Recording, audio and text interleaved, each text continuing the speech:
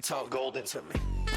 Welcome to another episode of the Talk Golden Me video podcast show. Your host, Evan Golden, a.k.a. Golden TV, here in TBT Studios in Boca Raton. Today I sit down with Mr. Darren Prince, a prominent sports and celebrity agent, a global advocate for addiction and recovery, and he'll be sharing his journey and his best-selling memoir, Aiming High. Darren, thank you so much for joining the show today. Thank you, Legend. Thank you for having me. I love that you call me Legend. That's so cool. Just local, though, as they see on the shirt. Just local. This man is international legend. Darren Prince, I've been following you. I've worked with Prince Marketing Group. He's the CEO of Prince Marketing Group. They represent some of the biggest celebrities, athletes, wrestlers, musicians, reality stars all over the world. He books them. He gets them licensing deals, endorsement deals, from autographs to personal appearances to movie appearances. Darren Prince, I mean, do you just pinch yourself and be like, whoa, this is my life. I get to hang out with the biggest celebrities all over the world. I'm on tour for a book right now. You know, I've never taken it for granted. I definitely have a blessed life, and I think it's about bringing people with me along for the ride. You got to pay it forward. I think you actually started in the sports card industry, which is now hotter than ever, right? Yep, you got it. Tell me how that started. So I started a little-known company when I was 14 called Baseball Card City, a business teacher who I'm still close with to this day. I grew up with a severe learning disability, and he always kind of took extra care of me, and he challenged the classmates to come back with a business the next day. Now, I basically started collecting when I was 10, and a lot of my friends, 12, 13, 14, cards started getting corny. So I held 4 different jobs, squeezing orange juice at a supermarket, delivering newspaper as I was a busboy, and I worked the stockroom at a sneaker store. I would buy everybody's collections for next to nothing. And before you know it, that night I was challenged. I go downstairs to my dad. I said, Dad, I'm starting a business. I need insurance on my cards. He was waiting. I said, about 8 or 9. So he goes, okay, I'll call homeowners. I'll get you $1,000 worth of insurance. I said, Dad, 8 or 9,000? He's like, what are you talking about? How do you have 8 or 9,000 worth of cards? So I bring down the price guide. This is 1984. You use the Beckett, right? No, there wasn't even Beckett. Oh, there's no Beckett then? I have to correct everybody. It was called CCP, Current Card Price Guide. It was a newspaper, like the Wall Street Journal. You're an OG collector, man. I'm one of the original OGs, as Darren Ravel and Jason Kuntz and all the guys called me a couple nights ago on what's the new app that everybody's on? It's the audio one. Yeah. I just got invited to it. I don't even know the name of it. It's not. I know it's not Parlor. Oh my God, why can't I even think about it? It's not What's it called? Clubhouse. Thank you. So they Clubhouse. had a sports card one, and I logged on, and immediately when I logged on, they all started inviting me. And they go, we got one of the OGs. And so I started doing a baseball card show in Livingston, New Jersey. I spent every night, bro, for 2 weeks preparing the most beautiful table, the most perfect setup. I felt this was my time to arrive, and I made over $1,000 on that Sunday, and the light bulb went on in my dad's head, in my head, and every weekend, it wasn't about girls, I can care less about it, was setting up for the next baseball card show. By the time I was 16, I was making about $300,000-$400,000 a year. How did you have that? Like, I'm playing Sega Genesis. Like, kids are playing. Like, how do you have that drive and that entrepreneurial spirit?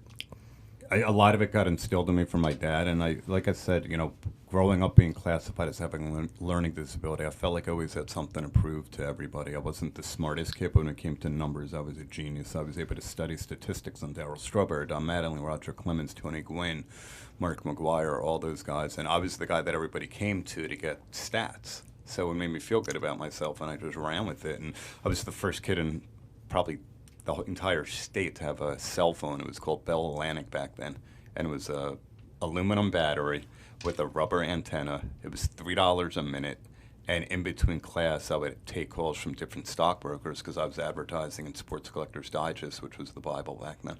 Wow. What a story. And I was reading that you actually had your hands on the Honus Wagner. I got a picture on my phone. I bought and sold 3 of them. The last one I sold was when I got out of the business in 1991. I sold it for $120,000. Wait, so you sold that for 30 years ago? You sold it for $121, the Honus. I thought that's like the most expensive card of all time. I was coming back from a speaking engagement maybe this summer, and I messaged it to Ravel and Kenny Golden, and both of them were like, holy shit, where's that card now? I'm like, I have no idea, but I know I sold it for $120. Kenny goes to me, easy 3.5 to 4 million today. Oh, wow. But look, on a flip, I made $45,000. That's what it was like back then. You don't think about holding cards. You don't, you're in the business, you turn and burn your money. And I look at it as I'd rather flip that money 20, 30 times. And, I look back now, it's incredible. I got back into it 5 months ago. How come you think the sports card industry is now exploding? Since the pandemic kind of took over, I feel like the card industry market has just been on the incline. Well, I think the pandemic, I think there's a big gambling component to it. I think a lot of poker players got into it. I think Wall Street and all the big hedge funds now are paying attention to it. The Last Dance documentary blew it up. It's incredible. My boy Jason Coons, when he told me about everything in August, I was like, I'm going back in, but as an investor. So, I must have dropped close to $500,000 just in the past 4 or 5 months. And you have to do it right. So kind of the novices out there, you don't just buy a card now. You actually have to send it away to get it rated and graded. Or buy it graded in advance from PSA. And is PSA like the official grading? Because I've seen a bunch. They're the holy grail. They're the holy grail. Yep. Did you ever have a Michael Jordan rookie? Bro, literally, I was with my boy Joe Tuttle from Banyan on the way over to Banyan Rehab. I was speaking at one of his properties, and we talked about it. There was times I would have 100 Jordan rookies in my showcase, but no grading company back then. So they were what was known as card savers, the soft little card savers, and banging them out every weekend, $150, $200, and can't even tell you how many tens I must have had. Wow, and it's crazy to me when they do rate these cards because. What to me looks like a 10, all these cards, like, no, that's misprint there, a little ding there. A 10 is not easy to find. We're talking an immaculate print. And it could have no curves, but even if it was printed, right, it wasn't printed properly or cut properly. Yep. Wild stuff. I never hold on to anything. Like what I did when I got out of cards and I sold the company at 19 for $1 million, I went, headfirst into sports and celebrity memorabilia signings. I thought that was cool. It was sexy being around all the stars. And Muhammad Ali was one of the first guys I did a signing with. And, that business blew up for 4 or 5 years. As I talk about in my book, I got in a lot of trouble in 1995 with the FBI. And without knowing, I was selling a bunch of fraudulent Michael Jordan autographs, and it cost me everything. Here I went from this hotshot kid at 14 that had everything and employed all his friends and the cars and the woman and the life, and first person to buy a house, to borrowing $300 a week from my friends so I could eat because I was offering refunds to everybody because I felt so horrible. Is that still going? Now with the 3D printing and the crazy technology, I feel like you're just printing paper cardboard. Yeah. Is there a lot of fakes? Like there's fakes with cardboards and memorabilia. Mine was memorabilia. Mine was with the autographs. Same thing. Think about how easy it is to forge a name or something, to perfection. But now the certificate authenticity it's got to be. PSA handles that too. So PSA does a lot of secondhand. They've got forensic document experts. There's just so many people that have, I feel like, a collection of cards in a shoebox in the attic. There. I believe they haven't been graded. Maybe they have in some cases, and people are sitting on a lot of money. To me, it's just more exciting than buying a stock or a 100%. Bond. Like, yeah. Now, do you buy players that you like, that you believe in? You try to see this guy is going to be the next, Dan Marino, Joe Montana, or do you what is kind of your methodology? I probably only put, like I told Ravel yesterday, 10% into modern.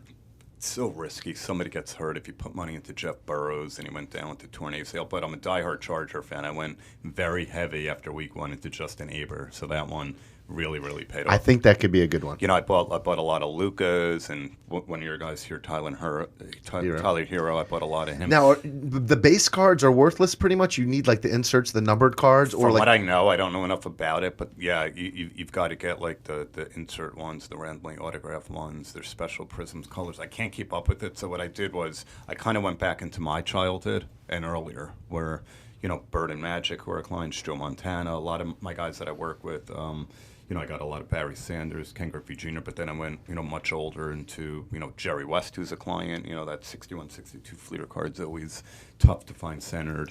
And I just know kind of the supply and demand on that market a lot better. And the gains might not be as massive, but you're not going to get hurt. I think that's the smart route to go, is you're already kind of investing in already an established, already a Hall of Famer, and then kind of playing the luck and wish game. It's the model I had with my agency, too. I never really went after young talent because I was like, these guys could just do one dumb thing and their career's over. So, and they represent you. I was blessed to, obviously start with Magic as my first client in 1995, and legends and icons are legends and icons. You're signing how did that partnership come about? You signing Magic Johnson I started booking signings with them for a couple of years. My dear friend Harlan Warner introduced me to Lon Rosen and Magic, maybe in '93, and I worked through Lon and Magic, and then they kind of started doing their own thing. And after the whole FBI situation, my dad and I went on a fly fishing trip to Alaska with my last $3,000 to my name.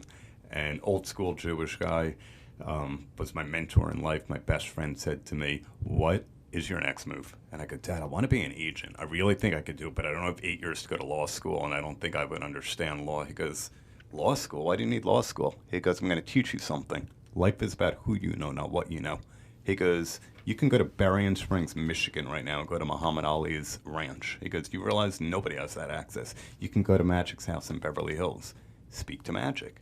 Speak to Magic, see if he'll help you.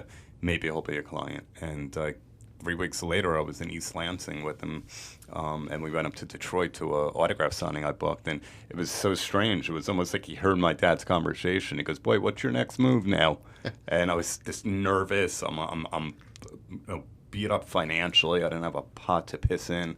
I remember, I think I made $5 or $7 grand off the booking. The money was spent before I even, because I was in that whole reinvention phase in my life. And I told him, I was like, "Irvin, I want to be an agent." And he goes, "Man, you need a big client, though, to start that agency. Who do you have in mind?" And palms are sweating. I'm like, I got to get it out. I got to say something to him. I can't not go for this opportunity in life. And I'm like, I'm thinking about you. He goes, "You know what?" He goes, "Come here." He put his arms around me. He goes, "You're a good kid." He goes, "You got a good heart. You made a mistake. I know all about making mistakes. I'm going to give you 2 years. But if you don't use me to knock down every door to bring in all the celebrity clients you can, I'm going to fire you before those 2 years are up, because life isn't how successful I become, Darren. I'm going to make it to a level they've never seen. It's about how successful I make you and everybody else around me." And magical words from a magical guy. I leveraged him to, Joe Frazier, Chevy Chase, Pamela Anderson, Evel Knievel, everybody. He took me to Dennis Rodman's restaurant in 1999, 2000, and I got Dennis full time because Magic went there with me to try to get Dennis back into the NBA. What an inspiration. I think so many people could learn from that, our viewers and listeners, where you just don't always knock on these doors of opportunities. You're knocking them, and you're knocking on them hard, and you kind of had to overcome that fear. And what's the worst they could say is no, and you move on. But you did it. That's great.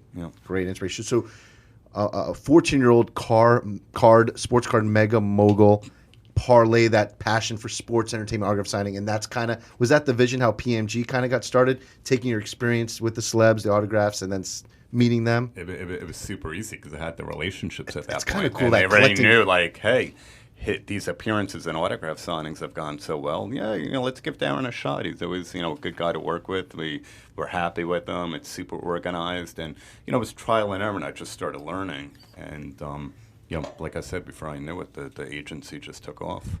That is awesome. Tell me about. I really want to know about this because there's something that you did that no one other person has done.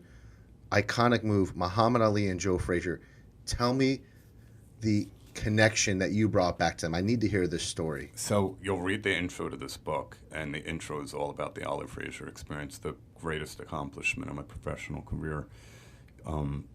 So I started working with Ali in '94, Joe in '95, and I didn't realize how bad the animosity was.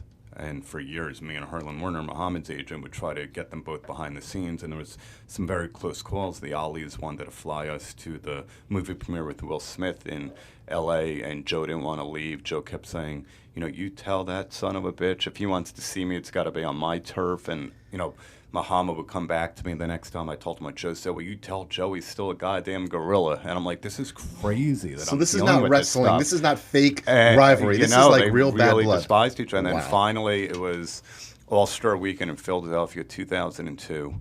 And I got a call from Lonnie and Muhammad's wife, Lonnie, and Damon Bingham, who's since passed. Howard Bingham's son, the famed photographer, was Muhammad's best friend. He passed.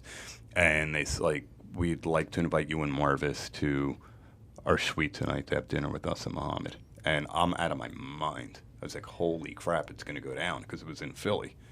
So I see Joe an hour later without hesitation. He goes, "Okay, man, let's go see the damn butterfly," because that's what he called him, the butterfly. So in the book, the reason why I thought it was a great intro is I was living imposter syndrome at that time. Nobody had any idea. You thought from the outside I had everything going on. The life, the woman, the money, the success, the biggest stars in the world. But I couldn't ever be me. I developed a hardcore opiate addiction at 14, and it didn't stop. The party didn't stop until I was 38 and suicidal. And about an hour before the meeting, I am in my hotel room snorting Oxycontins and Vicodins because I was like, how the hell did this nerdy, shy, broken Jewish kid from suburbia New Jersey have this opportunity with two kings of all kings that I'm going to be there at the dinner table where any megastar president or world leader wanted to be. And nobody knew. Wow. You would think that you would never have to deal with any of those demons. You're on top of the world, like you said. I never loved myself. You know, I played the big shot for so many years. I wanted everybody to think I arrived, but because, you know, I didn't speak up, I didn't have courage to address the verbal teasing and the, you know, not feeling comfortable in my own skin and, you know, never feeling a part of, which is why when I speak now, my favorite groups are to the teens because I don't want them to become the next Darren Prince. Thank God you're alive and able to talk about this story, man, because you did some damage to your body for a lot of years. Yep. So now you took your story and you didn't hide it. You didn't just, you know, put it away in your baggage. You're sharing your struggle and your story with everyone. Obviously, with this book now, Aiming High. What was the purpose of writing that? Do you have a mission now to give back and save, like you're saying, hitting these teams? It was twofold. Anna David, my publisher, I love dearly. She always tells me her company got launched because of this book, because of the success. But, you know, look, that's what it's about. I always tell her I don't need to hear that. You also put me center stage as a global recovery advocate. And Krista McGinnis, who I love to death, I can cry talking about her because she co-wrote a masterpiece. And all I did was talking to a tape recorder, meet her a lot. So when people read this book, just know I had nothing to do with it. You know, it was more from a place of healing.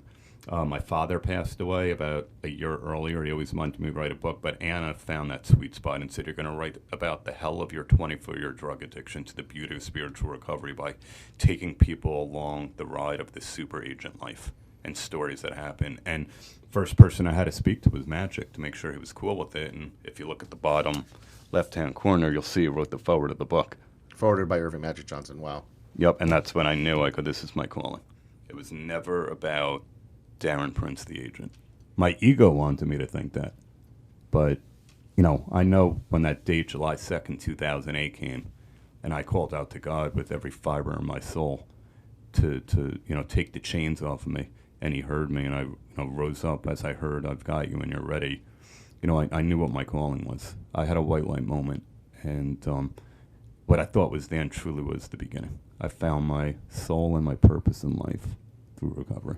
That's great. I mean, you have a mission now to help others, you know, and help them break free from addiction, which you're doing.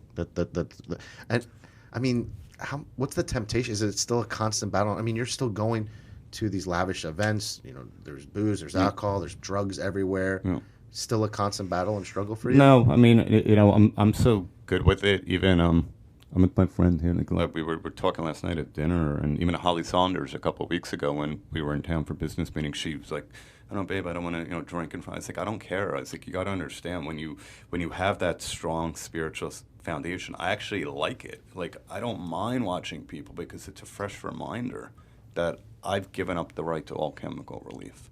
And I need to be able to see people responsibly have one or two and understand that that's never going to be Darren Prince. You know, for me, it's like I would be off to the races, and I'm so in tune to the world of recovery with my Zoom meetings and speaking engagements. I literally just came from Banyan and Stewart. She was with me, and it was an incredible event with, you know, 50, 60 people in recovery. We did a book signing, and what that does for me, you know, that gives me that foundation. That gives me that protection to just know I'm giving this gift away so I can keep it for myself. I mean, I'm thinking, what is that high like now? Sharing that mission and saving lives. I still get choked up talking about it. I mean, there's an experience every friggin' single time, man, that, you know, to see the lights come on in somebody's eyes and, you know, just know that for whatever reason, God touched Darren Prince and I made a deal with him. If you save me, I will save others. You know, look what Hulk Hogan wrote on the back of the book, the top quote, you know, and he see me at my worst. This is a quote by Hulk Hogan, who's a longtime client of Darren Prince. And dear friend. Dear friend, for 17 years, Darren has worked 24/7 as my sports agent. I've seen him at his worst and now at his best. Aiming High is all about the journey he took to get there and how today he's living a spiritual life one day at a time. 10 years ago, he asked for the blessing, and now he's become one. That's amazing that, he sees that you're a blessing. I mean, I hate to say it, but I'm a big proponent of a lot of good sometimes comes from tragedy. A lot of good sometimes 100%. comes from negative, right? Yep. And in today's world, that's why I was more excited to come on. I mean, we can talk about the agent stuff and the sports and celebrity stories all day long, but there's so many struggling out there right now with this pandemic, and you have to understand, like, it's the adverse times that we find our true selves. That's when you dig down deep and you take those losses, because the losses are what leads you to those W's, and you have to learn to embrace them. I mean, some of the best losses I've had in my life is what made me who I am today. Let me ask you this, because I read a statistic that was actually, it broke my heart. It said that people that go to recovery, that only 5%? 5% make it. I don't understand. Why is that number so low? That's how difficult it is. People leave a treatment center, they think they got it. They have no foundation, they have no spirituality. People, places, and things, they don't change their life. They go right back into that same situation. How can we get that number up? We call it. That's why I do what I do. I mean, and I've got so many of the biggest recovery advocates around the world. We do the same thing. Chris Herron, Ryan Hampton, Brendan Novak, Tim Ryan, Anna David. I mean, we are just obsessed. We all know that we've been touched. And, when I go to a speech, bro, I've spoken to 5,000 people. And for me, it's the same mindset if I can get to one every time, because it directly impacts family members, loved ones, friends, work colleagues, sisters, brothers, husbands, wives. And that one, if they get that gift, they'll understand I pulled you out of hell just like somebody did to me, and now it's your job to go back into hell and pull somebody else out. I didn't think of that, of you're not just saving that one person's life, but everyone that they're related to, because how that affects significant others and colleagues and coworkers. I didn't think of the trickle effect of you save one, you're really affecting 20, 30 lives, maybe more. Yep. I mean, this morning, yesterday, the Instagram messages, Facebook. I mean, I've so many randoms around the world that just reach out. I have my own foundation that I started through this beautiful journey, the AimingHigh Foundation, and in the past 2 days we just committed another $20,000, 2 different treatment centers, and one of them has me going to speak, Oaks Recovery in South Carolina, in a couple of weeks, and they're actually going to have the people I'm scholarshiping there that night when I speak. I mean, wow. There's no drug in the world that could ever replace that feeling. I have found self-esteem for the first time in my life, bro, not from Magic or Ali or Hulk or Ric Flair or Charlie Sheen. I found self-esteem from doing esteemable acts. And people need to understand that's how you win. That's what life's about.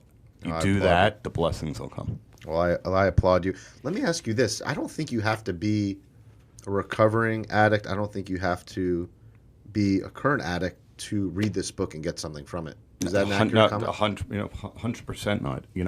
There's obviously a lot about recovery, but there's the adversity, there's the spiritual mindset, there's ways to just improve your thought process. And as I said earlier when I spoke, none of us are responsible for our thoughts, but we are responsible for how long we want to think those thoughts. Mm-hmm. And we should have enough tools to get out of our own head. And if you don't, the quickest thing to do, be of service to other people that you know that are struggling in life, whether it's health-wise, financially, whatever it might be. Because I don't know about you, and there's plenty of people struggling. That immediately takes me right out of Darren's head and makes things green again and make me realize we really have luxury problems in life. That's what they are. They're luxury problems. Well, that's good to know, and I thought that. So viewers, listeners, purchase Aiming High, How a Prominent Sports and Celebrity Agent Hit Bottom at the Top. I can't wait to read this book, so I'll be reading it this whole entire weekend. And like I said, I think we've all had adversity. We've all had negative issues in life, and it's how you bounce back and what you do with that. So amazing story. And it's kind of, people are like, man, this guy had the best. I mean, think about how many men wish they had your job. And they're like, man, this guy's struggling and killing himself. But it could happen to anybody. I was on the phone about a week and a half ago with Jay Shetty, who's a good friend. And even he was just blown away when I say this. I did Omar the Rockstar's podcast, same thing. Like, I truly mean it, bro. I could lose everything tomorrow. The money, the notoriety. It wouldn't change Darren Prince one bit, because on this spiritual journey, I found me. I found the real Darren Prince on the inside. And to know that, life will be okay. I'll figure it out. It would break my heart that I can't take care of everybody that works with me and my family and friends, but I know it'd be good. And I would look back and say, man, thank you, God, for what a run we had. What's next? You know?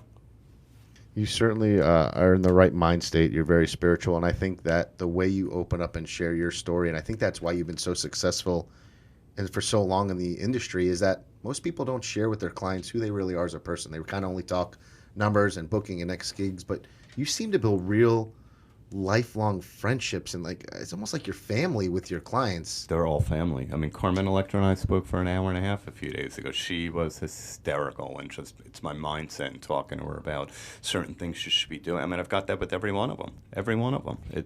There's not a holiday that goes by, whether it's Thanksgiving or Christmas. And Magic called me from East Lansing, literally Thanksgiving morning, 45 minutes. Talking about how proud he is of my journey, and it's my dad's looking down, going over some business stuff, but they are. I mean, they know I am their bulletproof vest. I will kill for every single one of them. And Holly's been with me for 2.5 months, and you heard what she said. She's like, I get it now. I mean, because it's not about the money, it really isn't. That's easy.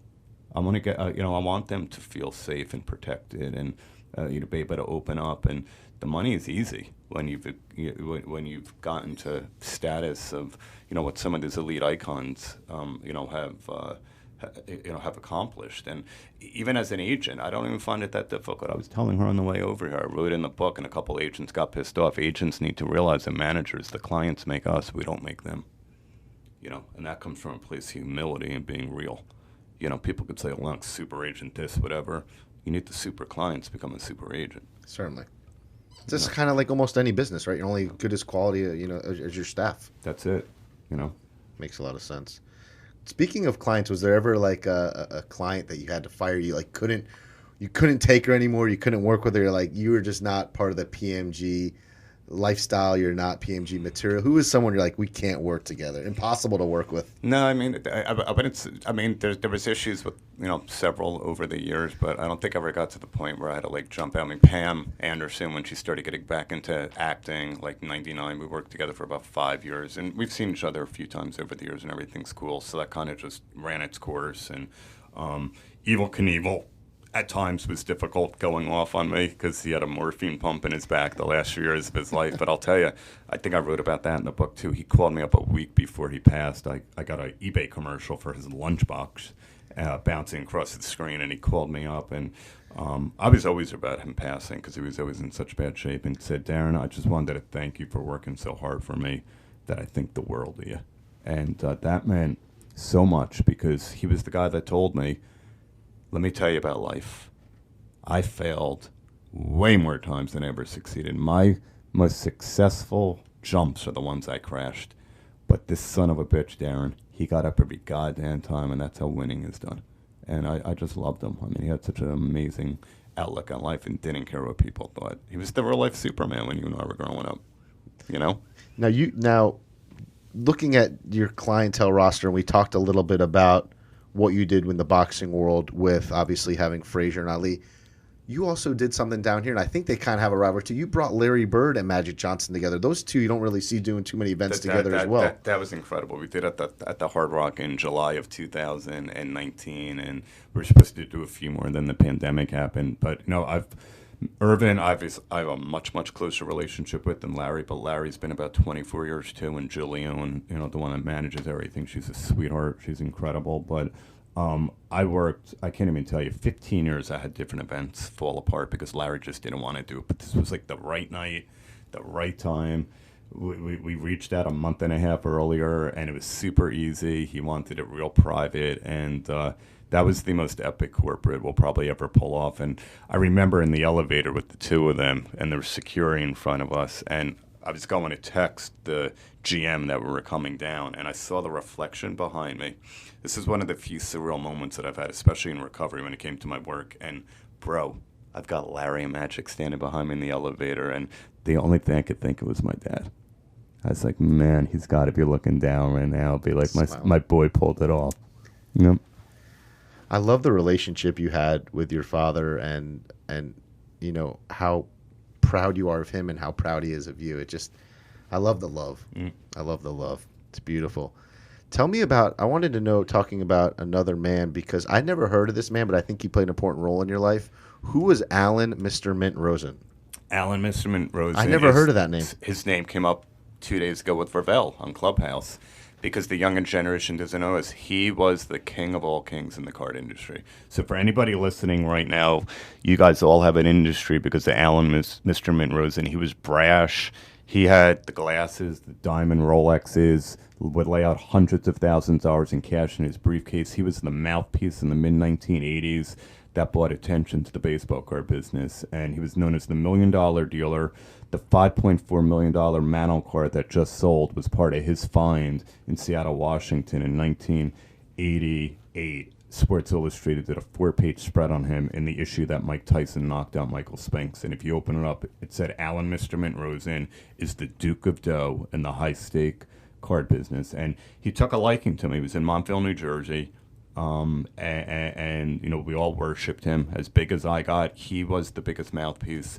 Reggie Jackson, a lot of the anchors from ESPN we used to buy from him, and he created an industry. I mean, he was the guy that wound up bringing Wall Street on, and corporate executives, and people should look him up online because I even spoke to some of my guys at ESPN that did Rodman's 30 for 30. I'm like, it's time to do a 30 for 30 on Mr. Mint. That would be really cool. I've never heard of him. I just saw that. It's a story that, and oddly enough, he passed away a month before my dad did.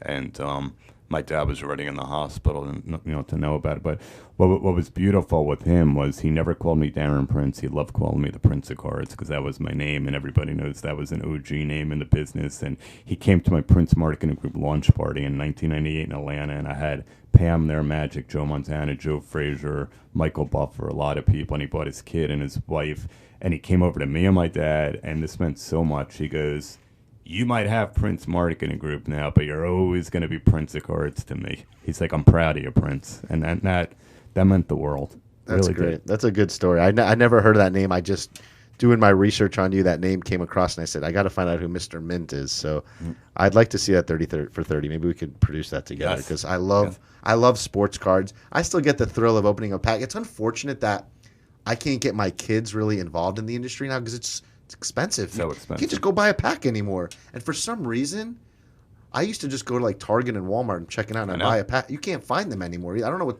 why. Do you know why?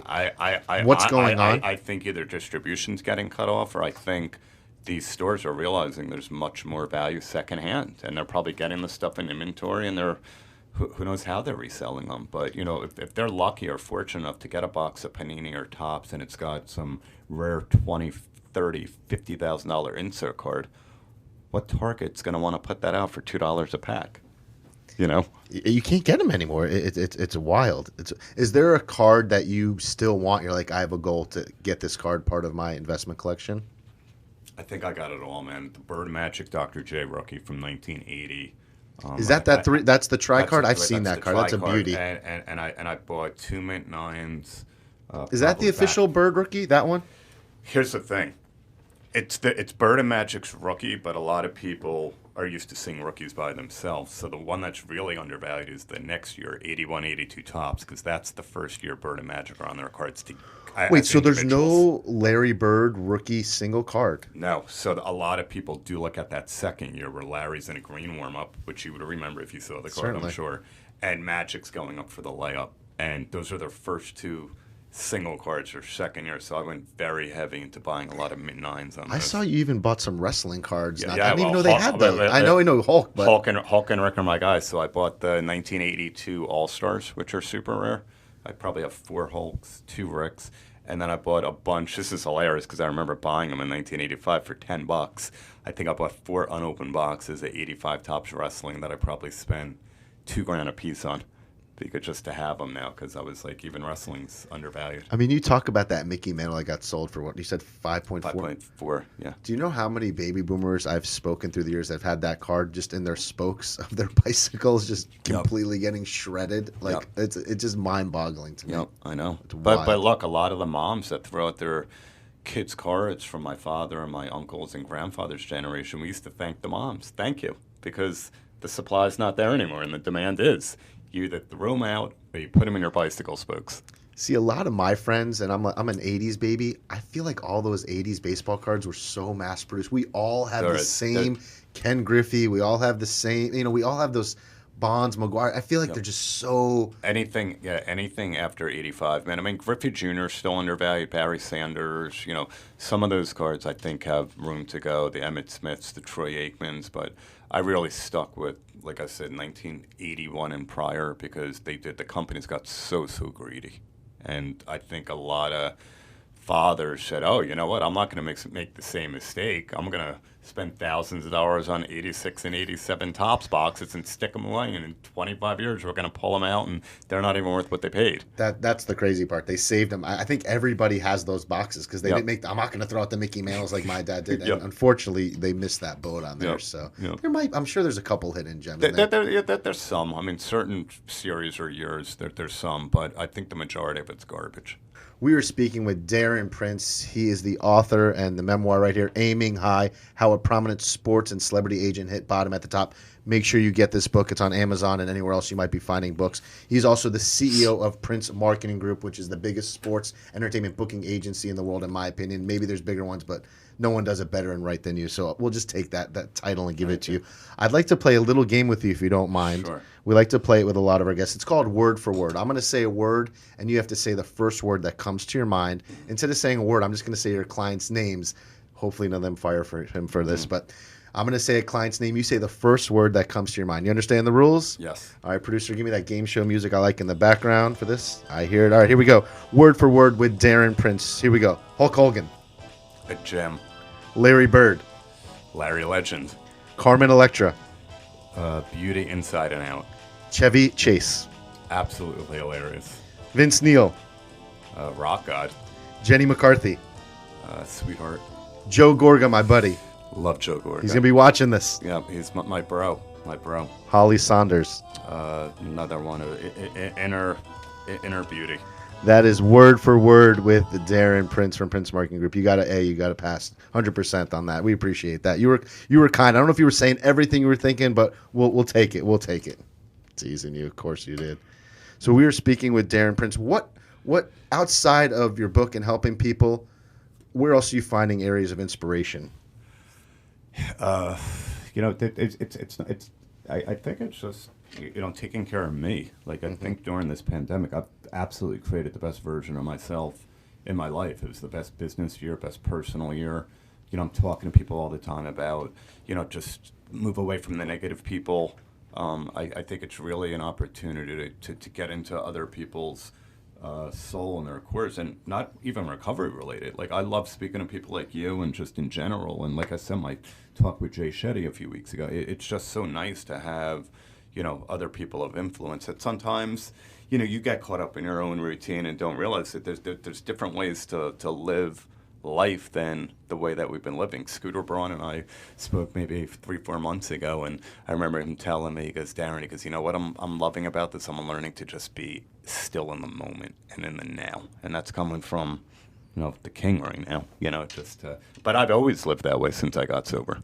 Life always has to be about the now and the present, because if you want to stress about 100 things that may or may not happen 2-3 months from now, 99 of them are never even going to happen that way anyway. It's wasted headspace, and the one that might go wrong could be the biggest blessing.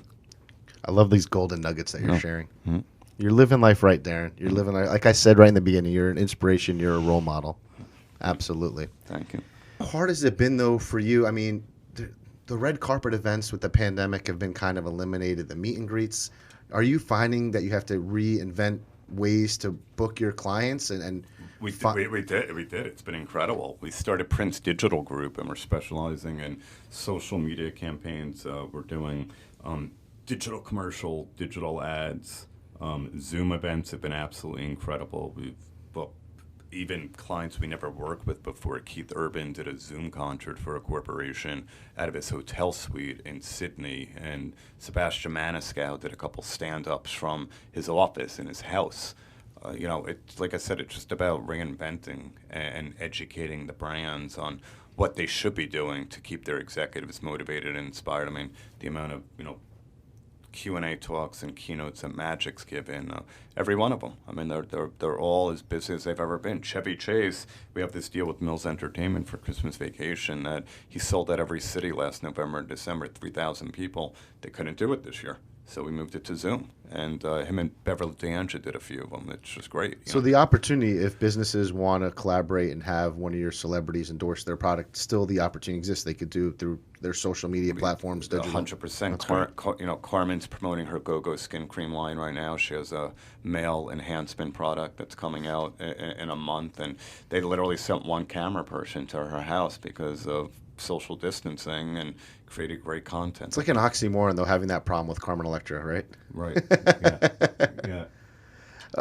Your women have to really trust you. I mean, you got Carmen Electra on one arm, you got Pamela Anderson, Holly Sand. Like, what's the jealousy like in your love life when you're hanging out with like some of the most beautiful women in the world?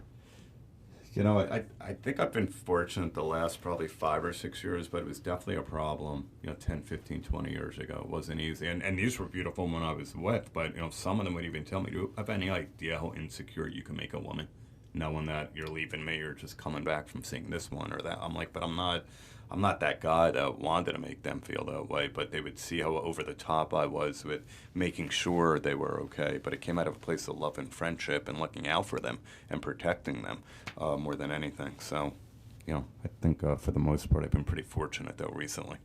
You've lived an awesome life. I love the story. Everyone loves kind of that comeback story and kind of going from you hit bottom when you were at top, like your book says, and now you're back on top, and I think you're going to be staying there and continually rising. And it's awesome what you're doing, helping so many people, especially, I mean, here in Florida. Keep coming down here because we got a big problem down here.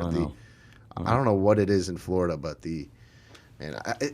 I'd like to talk to you about that because you probably know a lot more than me. I mean, there's big money in these pharmacies. They're just pumping these pills. I mean, how can we stop this? I mean, Florida started because of the pain management clinics. Mm-hmm. That's why it became the worst state in America. And, people driving in from all over to buy Oxys and Percocets and Vicodins by the thousands and cash pay. And, it just took too long to crack down on it. And, before you know it, you have millions and millions of addicts that, they're in this dark hole and they have no idea how to get out of it, But there is hope. There is recovery. I'm living proof. I've seen some of the worst cases in the world, and people have these incredible, beautiful, spiritual, sober lives. And that's why, like I said, for me, the agent stuff, it's great. I know people are intrigued by that, and they love hearing the stories, but the only thing that matters to me is pushing this gift out there for people. I know I've been anointed. I know I've, been touched. And, look, when Joel Osteen and Victoria become dear friends of mine, and they're mesmerized by my bottom to beginning journey, I know that, this is something greater than myself. Darren Prince ain't that special. Somebody said, I'm keeping you around, boy. You got some work to do for me because I'm going to give this to you. That's great. Countless lives have saved, and I'm sure that's going to continue to rise from the book, from your speaking engagements. What's your feelings on medical marijuana? Is that something you endorse? I'm down with it 100%. A lot of I've done. I actually went back to my own high school in Livingston and spoke, and it started a little bit of craziness when a mother asked me about it. And I said, look, honestly, I'm down with it. I was like, because to me, it's better than benzos. It's better than the Xanax, the Valium, the Oxys, the Vicodins, the Percocets, and she had some of her kids there with her, and she thought it was a reckless answer. I said, it's not a reckless answer. You're asking me for my opinion. It's the lesser of two evils. And the bottom line is I've never heard of anybody getting arrested for driving high on weed. Or overdosing and dying. Or overdosing on weed. So that's my opinion. I think if you're going to decide... that's what I'm glad you said that, because I think from a pain relief standpoint, I wish they would start pushing and prescribing more medical marijuana, but I just know the lobbyists and the money just... Yep. These pill mills down here, it's heartbreaking, and so many families have been. And people, everybody does. Everybody in your office right now, Berman, everybody knows somebody suffering from the opiate epidemic. I was privileged to go to the White House when the former President Trump was there twice and be a part of that opiate epidemic movement and go to schools and businesses and talk to people, because nobody's off limits. Nobody. Well, Darren Prince, you are a true inspiration. We really appreciate you coming in, sharing a little about your story. I can't wait to get into this book this weekend and just kind of absorb everything. And it's kind of amazing kind of hearing a little bit of the story behind it and your mission and your philosophy now. I think it's going to even be more touching. So I'm excited to read that. Viewers and listeners, make sure you get the book Aiming High, Darren Prince, an amazing story how a prominent sports and celebrity agent hit bottom at the top. And on the back from Hulk Hogan, and we didn't even talk about Dennis Rodman. I don't even know how you can hang out with that guy, because how do you even keep him in line? He's on his own journey. He's my boy. We'll always be there for each other, but he's got good weeks, good months, bad years, good years. Listen, I'll tell you what. I've had a chance to. He's down in Florida. I think he lives down here. I bump into him a lot. He's back in Cali now. He's very intelligent. I don't think people realize, like, that guy. They don't give him enough credit. He speaks like so elegantly and huge, like great, huge word. But he's very intelligent, surprisingly. Yeah. You just don't you see the hair and the earrings and the antics on the court, but that guy knows what he's doing. He knows what he's doing. He knows what he's doing. We are speaking with Darren Prince, man. We really, again, appreciate your time. This is not the last time that you and I will speak. I think you probably have another book coming in your future, part 2. Yeah. We'll give a little sneak peek of that coming soon. But viewers and listeners, thank you for joining us. Please subscribe to this podcast. Helps us bring on amazing guests like Darren Prince, the Prince of Cards, the mega sports celebrity booking agent. Prince Marketing Group is the #1 agency if you're looking for celebrity endorsement. The guy has an endless book of his roster. It's just killer. We don't need to name drop. Go to Prince Marketing Group online and check it out. Follow him on all social media. But viewers and listeners, thank you again for joining us. Talk Golden Me Video Podcast, your host, Golden TV here at TBD Studios in Boca Raton, signing off for another episode. Thank you. Darren, say goodbye to them. We're off. Thank you.